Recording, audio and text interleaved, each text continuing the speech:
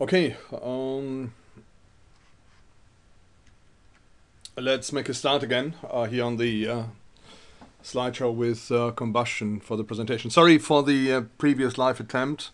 It sometimes seems to be okay, and it sometimes what I see on the system is just to explain what is going on. I've got two bits of software. One is the online YouTube software, and the other one is third-party software that connects to YouTube with the live stream. And the third-party software tells me whether the data is going through or not, and it gives me sort of a sign and how many frames I dropped, and I get a green, a yellow, or a red light. And most of the time, like this morning, you get a green light and everything goes through. And sometimes YouTube just fouls up, and the YouTube server doesn't accept the data, and it goes through. Suddenly, it drops out, and then there's nothing you can do. I checked my internet connection, did some speed tests and everything was fine. So it's sometimes one of those things, but I would imagine that this is happening all over, that schools up and down the country are doing the same thing. So it might be that I'm hitting capacity limits. Anyway, we'll try and make the best of it. I'm trying to keep the presentation short and sweet. The presentations, I will make them all available.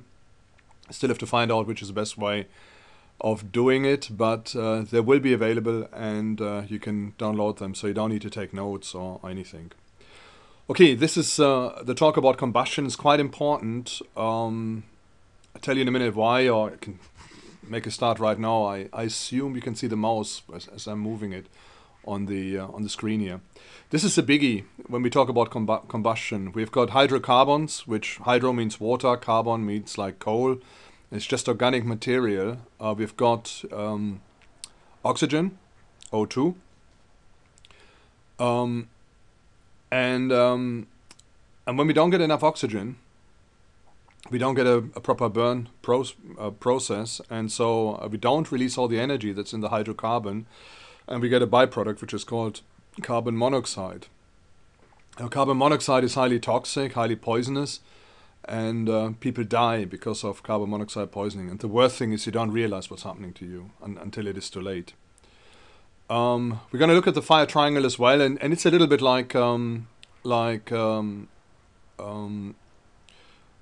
stating the obvious, really. If you've sort of messed about with fire, you will know about this triangle. So you need a fuel, you need some heat, you need oxygen, and these three elements are there. So if you take any of these elements away, or you reduce them or change them, the combustion process is going to change as well. And obviously firefighters use it to snuff out or extinguish a fire. Okay, let's go through the presentation. This is what you will know at the end of the session. We'll be looking at the combustion process as an equation, the causes of incomplete combustion, risks associated with incomplete combustion. So we look at all the toxicity and the poisoning and everything. And then we also look at fuel types that can be used for heating or power generation, and then the need for ventilation for the combustion process. Okay, let's have a look at some of the things we're looking at. Again, I'm stating the obvious here. So we've got fuel, heat. We need an ignition source of some form or another, and oxygen. So fuel, oxygen, heat, and then it needs to ignite. So some of the stuff can actually ignite itself if there's enough pressure. Yeah? So this might be pressure might be an ignition source. And for example, when you look at diesel fuels, all we do is we put the diesel into a chamber, and we compress it really, really hard, and the pressure gets so high that it ignites, and that's where all the energy is released. The byproduct which we get from every fire is an exhaust. So these are all the burnt up elements, and heat. And heat is most of the time what we want. We don't want the exhaust fumes, but the exhaust fumes, they can be harmless, but they can also be a killer. And we're gonna look at this in this presentation. Okay, firefighters will aim to remove ingredients for a fire. Yeah? And again, we are back at the triangle. We've got oxygen, heat, and fuel, and they will try to attack the fire at any of those areas. So heat is the obvious, so they just throw some water on the fire and they get rid of the heat. Fuel, easy as well. You can see this recently in the Californian fires. What they were doing is the firefighters, they would go in and they wouldn't even bother to, I mean, they did try, but this doesn't really make much of a difference. You know, throwing lots of water on the trees that are burning up, but the stuff is so dry and the heat is so hot, yeah, that the amount of water they can possibly put on it doesn't make much difference. What they try to do is they try to remove fuel, and the way they do is they get some bulldozers in and they try to cut some breaks into the forest so that the fire cannot move from one side to the other. And that's one way they try to control it, by removing the fuel for the fire. Obviously, the oxygen is very hard to remove when you're out in the open. The heat is phenomenal. The drama is quite real. I've got actually some personal experience in that area. I've got a friend, and she was affected twice by fire. She lives in California, in a place called it's actually a place called Paradise, near Sacramento in Northern California. And I remember they had a fire a few years ago, and she lives on top of a hill, so she's got like a valley, some sort of what do you call it, like a like a valley, like a slope going down from her house, and so for the fire it's very easy to creep up. Yeah, so if the fire gets hold of this, and a few years ago she had a problem, and she thought that her house was going to be gone. Yeah, so she couldn't get back to her house, and she went to her relative's house, her mom's house. They all live in the area, and unfortunately the wind changed and her property got saved, and she lived another year in there, and then the same thing happened again, and eventually the whole area was burned down. So her house got burned down, and she lost everything.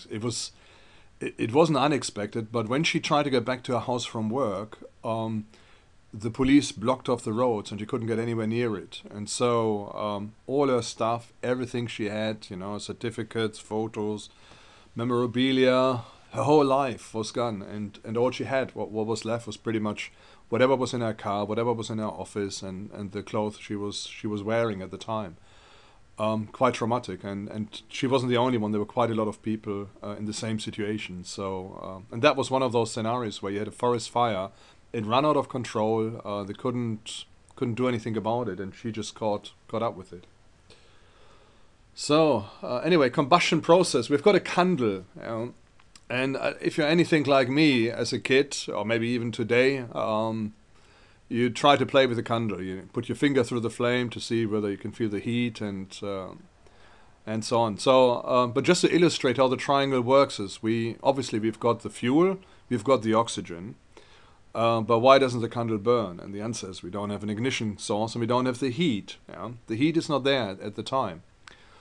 So we use a lighter, which puts out a flame, which is the heat, or a matchstick, and we put the matchstick on the wick, and the candle starts lighting up. I'm just stating the obvious, and that's basically the heat that is applied. And then once it is burning, it's got fuel. The fuel is from the melted wax, and it goes up the wick, and it keeps burning. Yeah. It keeps being supplied by the fuel from the candle, and then we've got our little candle burning. So what is the fuel? So how does it fit with the fire triangle? So we just went through that. The fuel is the wax, which melts at the bottom of the flame, gets soaked up by the wick, and the wick then in turn will release it to feed the flame. The oxygen comes obviously from the environment. It's all the way around it, and so we get a burning candle. Okay, again, just stating the obvious. So this is a combustion process, and I'm going to take you back to chemistry, to your chemistry session. So C stands for carbon, H for hydrogen, O for oxygen, and so we have got a carbon molecule hooked up together with 4 hydrogen molecules, and then we've got 2 oxygen molecules joined together. And when we sort of provide combustion and the combustion is complete, we get carbon dioxide, and we get 2 H2O molecules for each of the and we get some energy as well, so we get some heat from it. So heat is released and the substances are changing. Right, carbon dioxide has got a pretty bad rap these days with global warming and everything, but really when we look at carbon dioxide, it's actually the elixir of life. Yeah? So if you look at your body, there are two elements which are plenty in your body, and the first one is hydrogen, and I think it's up to 90% you are made up of water, or H2O, yeah. And then the other one is carbon dioxide or carbons. Yeah? So your body is pretty much built up of carbons, whatever remains of it. So that's pretty much you. Quite a scary thought of that. So, and how does it work? I mean, CO2 is released in the atmosphere. There is a certain amount of CO2 in the atmosphere. There are about 400 parts per million at the moment. And some people get really worried about this. Is it 400 parts per million? I think it's 100 parts per million. We went through it in the other unit. I've forgotten it. Anyway, it is necessary for life, and actually in I think I'm confusing with something else. I think it's about 100 parts per million or something, round about there. But in greenhouses, they actually increase the amount of CO2. Yeah, they increase the amount of CO2, so they pump additional CO2 in there to enhance the growth of your tomatoes, salads, whatever you get from greenhouses. That's what they do in Holland. And let me. I'm a little bit perturbed now. Let me just check a Let me just check the amount of carbon dioxide we've got in the air. I'm just gonna check this out.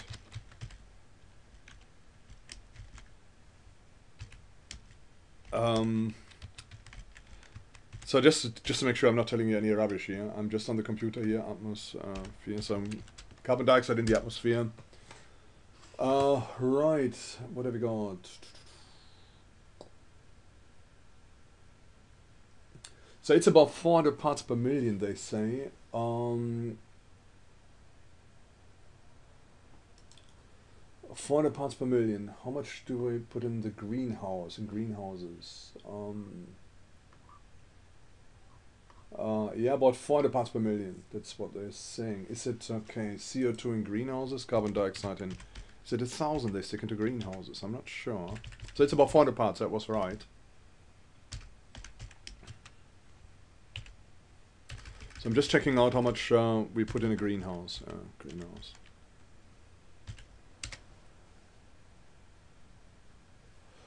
Right. Let's have a look.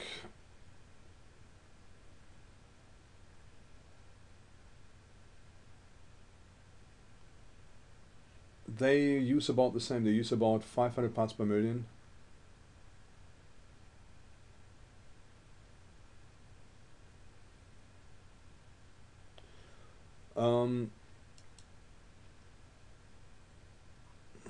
Right.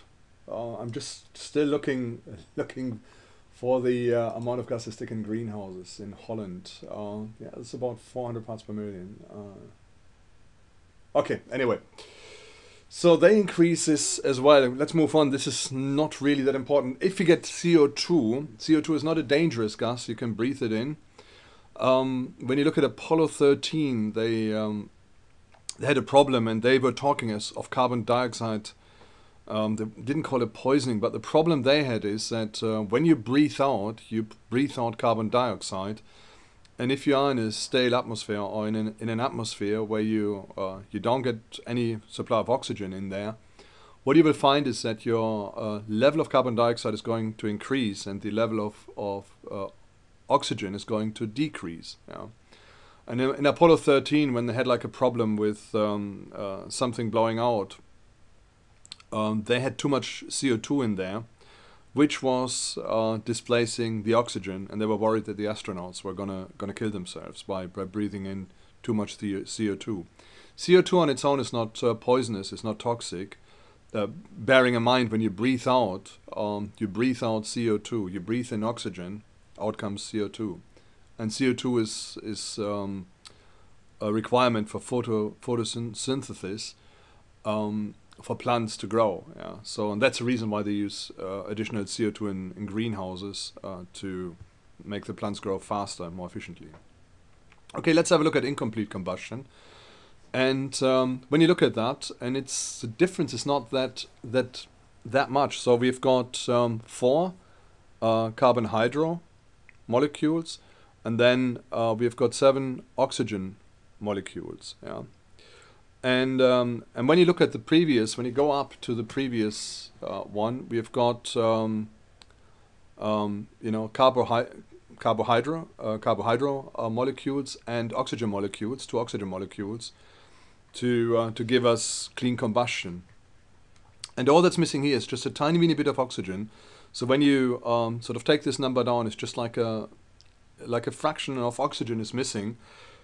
And because of this fraction, we get a different product. And this product is 2 carbon monoxide molecules, 2 carbon dioxide molecules, and then we've got 8 H2O molecules. So H2O is water. Yeah, that's all it is. Yeah, so we get like steam coming out of it. So that changes it into that. Over here we just get 2 water molecules coming out of here and 1 carbon dioxide molecule. That's for complete combustion. Right. So what you can see is, the difference between that one and that one is that a fraction of oxygen is missing, and that leads to incomplete combustion. And you can actually, run some figures. Is it 1/7 or 1/14? I think it's 1/14 of oxygen is missing. Yeah. So when you've got 14 of these molecules, instead of 14, you've got 13. Is this right? Something like that. But it's a tiny amount is missing, and that leads to incomplete combustion, and that leads to carbon monoxide. And carbon monoxide is the biggest problem. It's a killer. Yeah. And we're going to go through this in a minute. And it doesn't take a lot to breathe in carbon monoxide, and you're dead. Yeah, it's as simple as that. And it's a real problem. Okay, right. My computer doesn't behave. Let's try again. Okay, I've got the wrong keyboard. I've got 2 keyboards here, so I'm typing on the wrong keyboard, and that's the reason why it doesn't work. Okay, here we go. So we've got the issue of incomplete combustion. So we get carbon monoxide out of it. And when you look at this table here, there's one aspect missing as well, and that is energy. So we need energy coming out of it as well in form of heat. And with incomplete combustion, we just get these products out, less energy. And we don't want this. We want energy. We want energy to come out of it. Yeah. So the issue of incomplete combustion. So it's carbon monoxide. And the problem with carbon monoxide is that it's invisible, tasteless, and it doesn't smell at all. Yeah. So you've got a gas which is sort of rummaging around, and you have no idea that it is. The next thing is it's lethal, and it's a silent killer. All that happens is when you get carbon monoxide poisoning, you feel a bit dizzy, and maybe if you're tired, you feel even more sleepy. And if you get the right concentration, it just takes about 2 or 3 breaths of carbon monoxide, and you're dead. That's how easy it is. And it doesn't stink. It doesn't stink. There's no taste. There's nothing to it. Okay, looking at the formula, what do you think is the cause of incomplete combustion? And again, when you look at these bits here, there's just a tiny bit of oxygen missing. So we multiplied this by 4, so we would have 8 bits of oxygen here and 8 bits of hydrogens. Hydrogens? Difficult. I'm not a chemist, as you can tell, but you would have 8 and let me just take this up. No, you would have 4 and 8 of those, and down here you've got 4 and 7 oxygen molecules. Yeah, and there's just 1 molecule missing, and that's what is causing this incomplete combustion. So there's not enough air going into the combustion process, or not enough oxygen. Okay, I'm going to dwell a little bit on this carbon monoxide issue because that's important, and that's why I said right at the beginning that this is probably a life-changing, or could potentially be a life-changing, a life-saving presentation. If you are aware of this, you know what to do and what not to do. If you're not aware of it, you might die, or somebody else might die without you realizing. Okay, I had a look at carbon monoxide poisoning, and it's close to my heart as well. A friend of mine died of it, and it was just an accidental death. Yeah, and so I went, obviously, naturally, when I realized what had happened. I went into this and tried to find out, how could it be? He was in a confined space, and he wanted to warm himself up, and he put a coal fire in this, not coal fire, but just sort of simmering coals into this confined space. They produced carbon monoxide, and it killed him. Yeah? So he had a drink. He was probably tired and a bit woozy, and he was watching television. It was sort of a camping arrangement, and he had this in a confined space, and it didn't take a lot. And the next time he was seen, he was dead. Yeah. So I mean, this is real, and people are dying of it. I wouldn't say all the time, but they are dying of it. Yeah? And if you're not aware of this, like he wasn't aware of it, he just thought, oh, why not? I'm just having some simmering coals on a tray, like a mini oven. And it'll be okay, it'll be nice and warm, and he would never wake up again from that. So it's real. It's a big problem. This is what I got from the NHS advisory from the NHS website, and it talks about carbon monoxide poisoning, and it looks about the symptoms. I'm just going to read them out to you. So the symptoms of carbon monoxide poisoning are not always obvious, particularly during low-level exposure.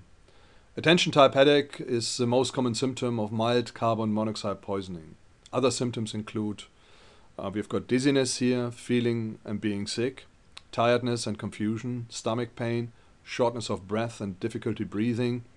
The symptoms of exposure to low levels of carbon monoxide can be similar to those of food poisoning and flu. So people might think, oh dear, I'm coming down with the flu, and the reality is it's carbon monoxide poisoning.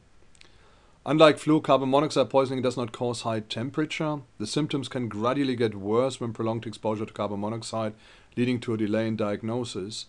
The symptoms may be less severe when you are away from the source of carbon monoxide. Okay. Again, in your environment, it can happen at home that your boiler, where it burns, there's maybe, some dirt got into the flue, or the oxygen supply, the access for the air to the burning process has been obstructed in some way or another, and that can lead to incomplete combustion. And when incomplete combustion occurs, that will mean that you've got carbon monoxide as a byproduct, and if it leaks into the living quarters, or where you live, it can kill you. And the same is with a coal fire. If the flue doesn't work properly and is blocked up, and it can lead to carbon monoxide poisoning, or if it's stopped in any way, or if you've got like a gas fire in your connected to a chimney, and it's not connected properly, could do the same thing. So there are plenty of ways. If you're at work, I'm not sure how you heat your ovens. If you've got a gas fire to heat the ovens, there is always the chance that combustion is not complete, and it could cause carbon monoxide. And if you get any of these symptoms, you should react straight away and make sure it's not carbon monoxide poisoning. Okay, I've just got another slide, the effect of carbon monoxide poisoning. I just leave this open and just talk about what's actually happening with carbon monoxide poisoning. So carbon monoxide is very similar to oxygen in its molecular structure.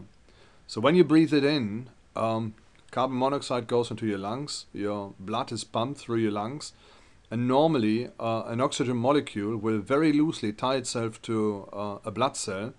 The blood cell is carrying the oxygen through your body and supplies the organs to keep yourself going. Since it's only loosely tied to the blood cell, so once it arrives to where it should go, the oxygen is released, and your muscles, your organs, your brain is oxygenated. And that's what you need. That's the elixir of life. You really, really need it.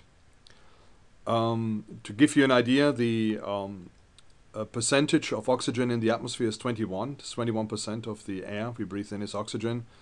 The vast majority of the air we breathe in is nitrogen, which is not poisonous, but again, it doesn't do anything, doesn't help us.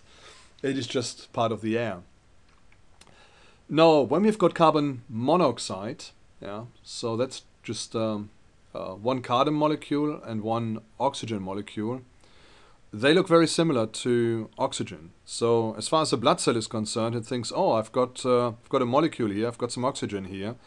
So the carbon monoxide molecule attaches itself to the blood cell, but it forms a very tight bond to the blood cell. So the blood cell will not let it go. So the blood cell moves through the body, and the carbon monoxide is not released, but also the blood cell is not able to receive any more oxygen. So at that point, the blood cell becomes useless. It doesn't do anything anymore.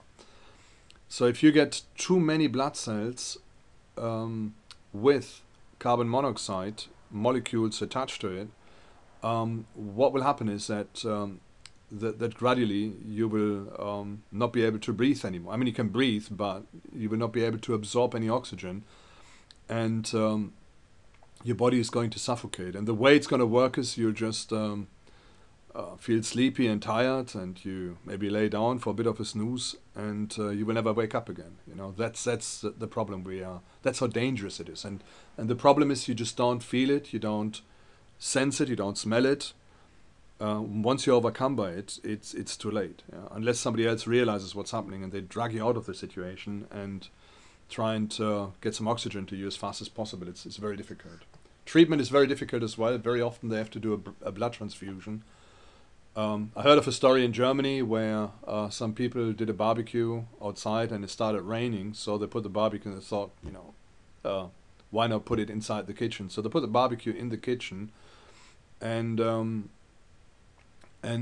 of the people who were involved in that, because it was a contained space, and they suffered carbon monoxide poisoning. And none of them died, but they had to fly them to specialist hospitals all over the place in Germany, and it took them ages to get back again, to get back to normal. One of the things they do is a blood transfusion, and then obviously they provide lots of oxygen that those blood cells that still work can do the job of keeping the body alive.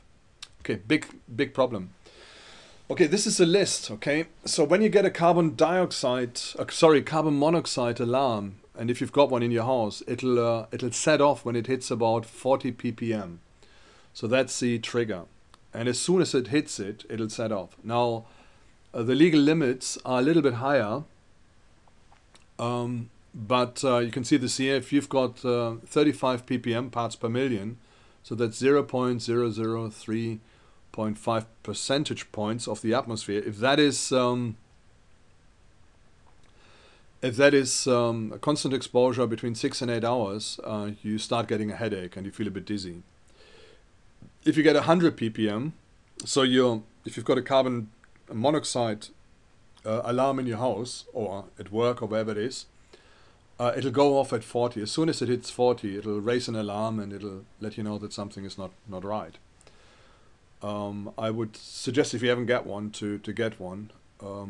I never bothered, but when my friend died, it made me really think, and I got one. And I did some tests on my brother when he came over once, and I stuck him in a car just to see what would happen. And he's a smoker, so he smoked inside a car, and actually I never realized when you smoke, there's actually carbon monoxide in the cigarette. Yeah, so he was blowing the stuff into the alarm, into the carbon monoxide alarm, and it went off straight away, and it came out with about 100 parts per million. It got a little indicator in there, so it told you how much it was measuring. But that was only when he blew directly into it. When he was just blowing generally in the car, it didn't go off, but he could get some readings on the thing, but they stayed below 40 ppm. Interestingly as well, we thought maybe candles, if you stick some candles in there, would the cause a problem, and we didn't notice anything. So that was interesting as well. I would have thought that you should pick up some carbon monoxide, but maybe the combustion process is better. You've got plenty of oxygen goes in there, and it converts it all into CO2 rather than carbon monoxide. Okay, what else have we got? We've got slight headache within 2 to 3 hours. That's 200 ppm, 400 ppm. Frontal headache within 1 or 2 hours, 800 ppm. Dizziness, nausea, convulsions within 45 minutes. Insensible within 2 hours. 1600 ppm. Headache, increased heart rate, dizziness, nausea within 20 minutes. Death in less than 2 hours. Okay, so that's quite serious when you look at 1600 ppm. Then when we look at 6400 ppm, so that's, again, just bear this in mind. So you've got 21% of oxygen in the atmosphere. You've got pretty much the rest of nitrogen, and then a few other tiny gases in the atmosphere, like argon and a few other gases, but they're just a tiny weeny bit. CO2 also, it's a tiny weeny bit. But all you need is about 1 percentage point of carbon monoxide in the air you breathe, and you're death within less than 3 minutes. Okay, less than 1% of carbon monoxide, and it's going to kill you within a couple of minutes. It's very scary, and again, when you look at these lists, and especially, you know, this is real stuff. It happens for real. Wherever you've got a fire, wherever you've got an enclosed area, have a carbon monoxide tester. Make sure that that you test for carbon monoxide, and you get a warning in case, you know, it goes a little bit beyond that. Right. Okay. Anyway, let's move on. So I thought this is probably the most important lesson you can take away from this. Be careful with carbon monoxide. It's really bad stuff. People die. It can kill you. Yeah. And you won't even know what's happening to you. All you do is you just feel tired, and that's it. Okay, we're going to look at combustion, and this is where we get into all the a little bit into conspiracy stuff. Yeah. And I'm going to show you in a minute where this is leading up to. So we've got rapid combustion, spontaneous combustion, we've got explosions, turbulent combustion, and smouldering. Okay. Let's go through it. Rapid combustion is basically just a fire. Large amounts of heat and light are released. Always bear in mind that light is not just what you can see, but there's a lot of light in the infrared spectrum, which is pretty much released as infrared light or as heat. You would sense it as heat. You can't see it. Some animals can see it. But yeah, that's what it is. We've got combustion inside an engine as well. That's also considered to be rapid combustion. So you've got some fuel which is put into a chamber. You've got a little spark, that's your ignition spark. The spark will ignite the gas which has been created, which is in the combustion chamber, and it'll push the piston back. Yeah, and that's the principle of a combustion engine. Spontaneous combustion, it can occur at low temperatures. It can occur through self-heating. This is really interesting stuff. So for example, you've got organic matter, which coal, for example, is an organic matter. You've got a lot of fat inside of you, which theoretically can burn. And phosphorus can ignite at room temperatures. It's quite interesting. I didn't know that, but it's fairly low, the ignition point. Organic matter can produce a lot of heat when decomposing. Yeah? So again, if you ever see like a pile of manure, in winter time, it's actually quite warm if you put your hand on it, and it can theoretically reach heats where it combusts. Once combustion takes place, it'll a car can burn up, or something can burn up. There used to be a problem with Robin Reliance. I don't know whether you remember them. The car, the three-wheelers, they were Robin Reliance, and they were pretty much made out of plastic. And I think the whole idea was you could drive them with a motorbike license. So if you had a motorbike license and you didn't have a car license, but you were getting a bit too old for a motorbike, to be safe on it, you could then buy a Robin Reliant, a three-wheeler, and ride it on your motorbike license, and they were actually quite good cars, fairly economical for what they were, but they had one problem, and that was that they could combust. and you know, I heard stories where people just went to the post office, parked up their car, and they would, you know, light up and burn out in literally minutes. So you know, the guy came out of the post office and his car was gone. So all he had was just an engine block and a bit of a frame and a couple of, you know, three wheels, and the rest was all gone, was all burned up. And I found out the problem they had was that they had a petrol pipe which went over the exhaust, and if for whatever reason it started leaking, you might get a drop of petrol falling on the hot exhaust. It would then ignite, and once it ignites, it would then start burning the plastic, and then you would have the combustion carrying on. Again, the other thing which is quite, I don't know whether you ever heard about this, but Google it and you find some really bizarre things, and it is something called spontaneous human combustion.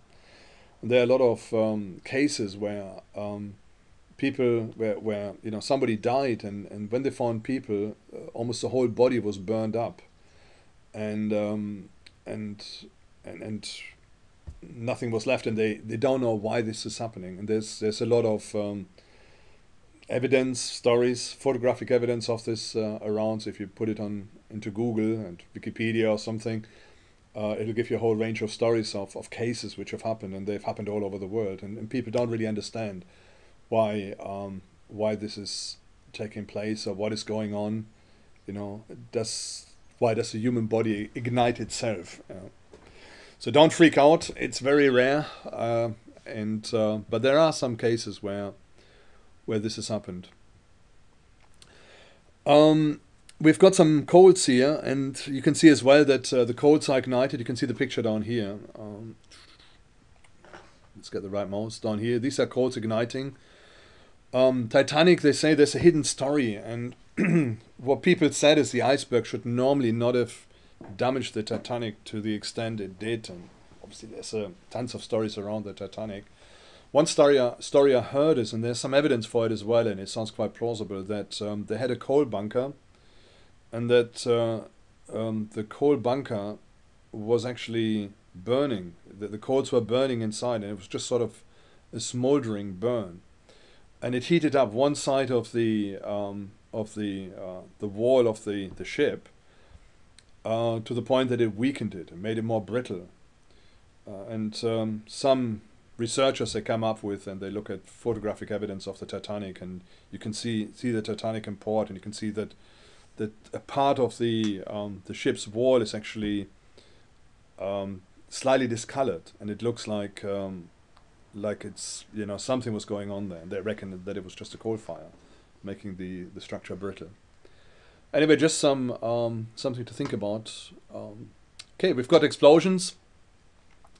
An explosion is a sudden combustion. So typical example is gunpowder. So you've got like phosphorus, sulfur, carbon stuff, and some other bits, and you light it up, and there's a sudden combustion, and it releases a huge amount of energy instantly.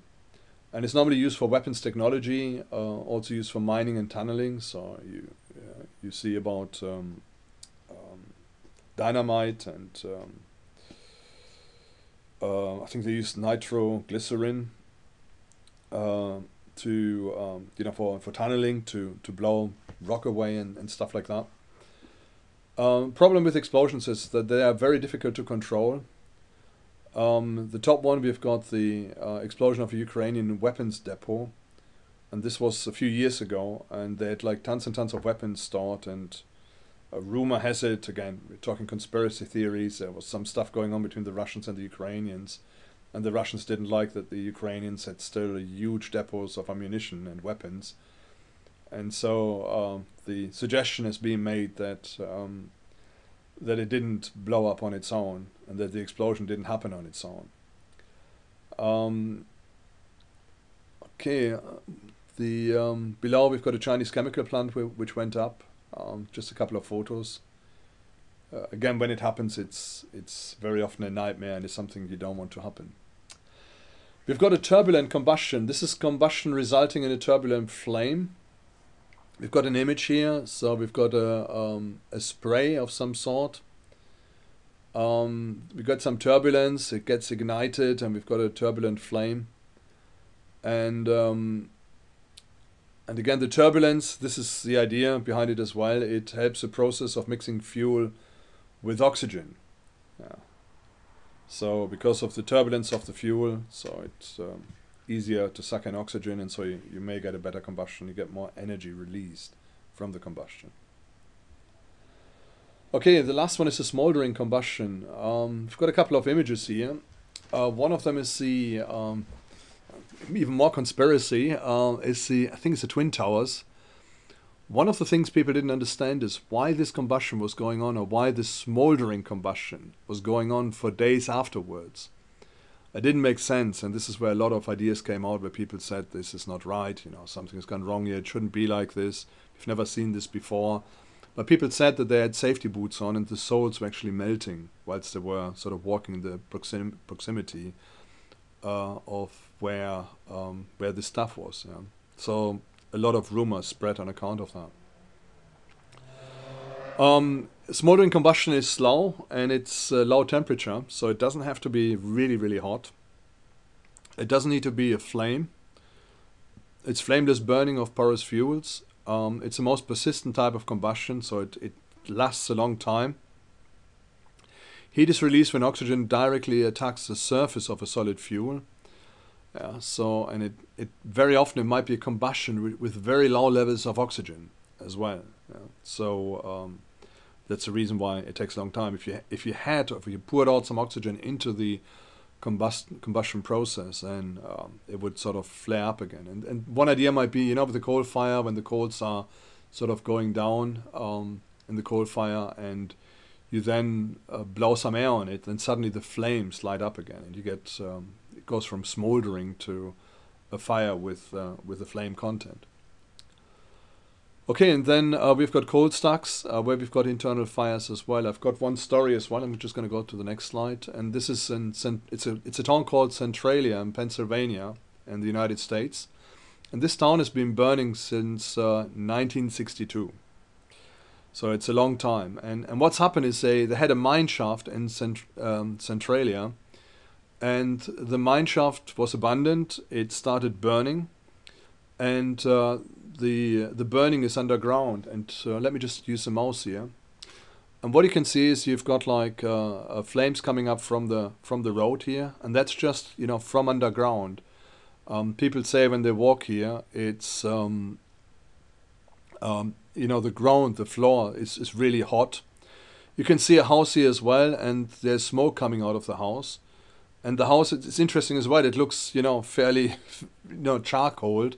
But it hasn't burned down. It hasn't sort of been, you know, fire didn't ignite it and burn it down to the brim. But it's just been sort of a slow burning fire. And the reason is that the temperature is not hot enough to light the thing up. But it's hot enough to smolder the house and to slowly burn it down.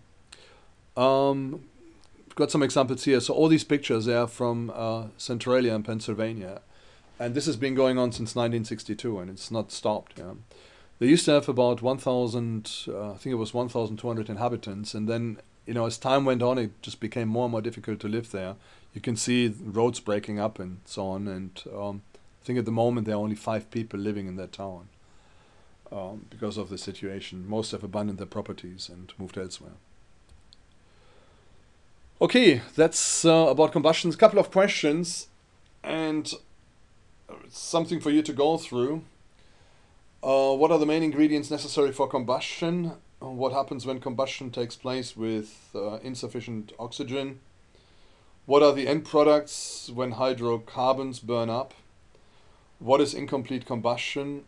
What are the methods the fire brigade uses to quench a fire? You're in an environment with high risk of combustion. What can you do to minimize the possibility of combustion occurring? So I want you to try and answer those questions. 2-liners or something, just a couple of bullet points. Most of it is within this presentation. The last question is not within this presentation, so you have to think about it, come up with this. And then we've got the last one. I'm going to move over. If you're on YouTube, obviously it's a film. Please press the pause button. If you can, email me the answers to those questions. And yeah, that's your task for the day.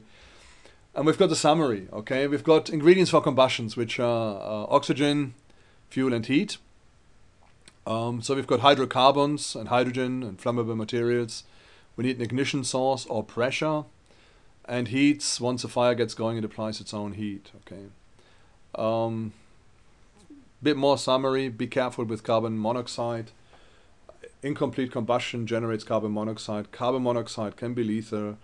You have to be very careful. Can't smell it, can't taste it, can't see it, and it can kill you. Yeah. So you should have carbon monoxide alarms at home, ideally at work as well, if you have got an area where combustion is there. They're not that expensive.